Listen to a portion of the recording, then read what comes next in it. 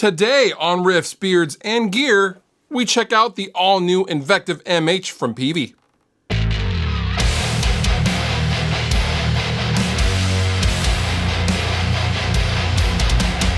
Peavey and Periphery's Misha Mansour originally collaborated first with the big Invective amp, and I say big as in comparatively to the all-new Invective MH. Now, what they tried to do, and what I think they successfully did, is boil down all of the best components from the big Invective into an MH package. MH stands for mini head, by the way.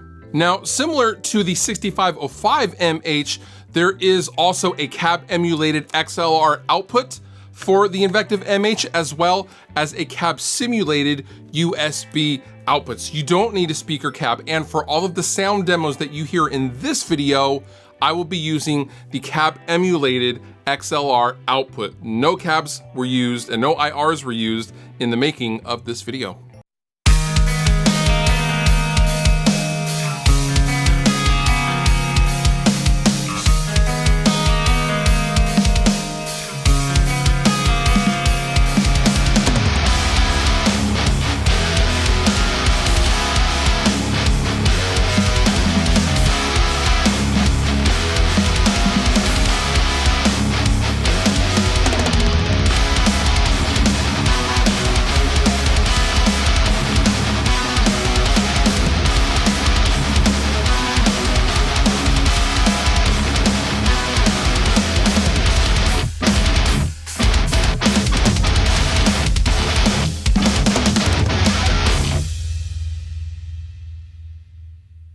In the Invective MH, you still get an incredible boost. You get multi-channel switching, and my favorite part of the entire amplifier is its beautiful, beautiful noise gate. There has never been a better built-in noise gate than the one found in the Invective MH and the Invective. And from what I can tell, they are literally the same gate. So you are getting the big version in the small package.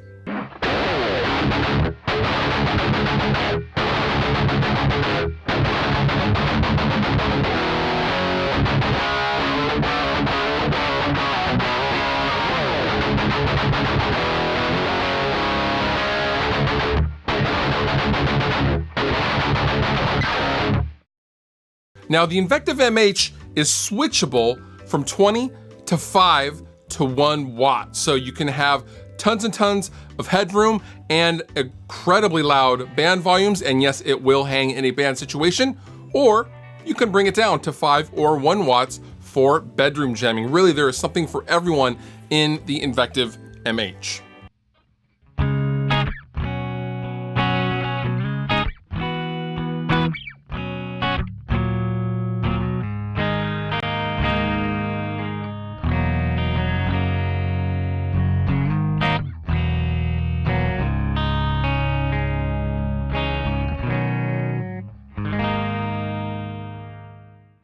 Now, as far as how this compares to its bigger brother, I would say the Invective MH is a little bit more crunchy than the big Invective. And as far as I can tell, that is from the use of the EL84 power tubes, because of course, you're not gonna get the 6L6 big tube sound from something that's not a big tube. But I do think the EL84s do handle the job nicely, especially since Peavey included the resonance and presence control, which is a global low end and global top end feature.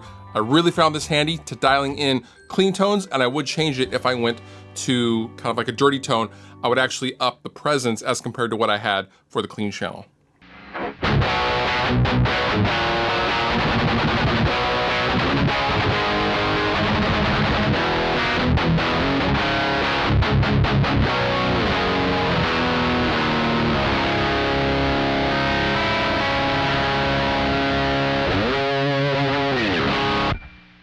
Now, there's only just a few small things that I would personally change with the Invective MH. I would include the addition of a master volume for the clean section, because really it only has a gain, low, and high control for the cleans. But again, if you're buying this for the cleans, you're buying it for the wrong reason.